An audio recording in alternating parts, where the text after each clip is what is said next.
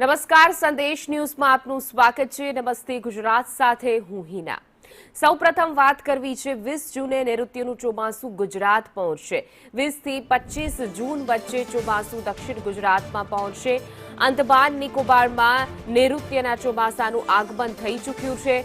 કેરળમાં 6 દિવસ વહેલું એટલે કે 26 મે ચોમાસું પહોંચશે।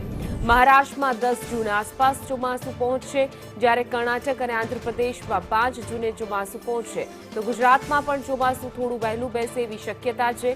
અંદમાનમાં ચોમાસાનું આગમન થઈ ચૂક્યું છે।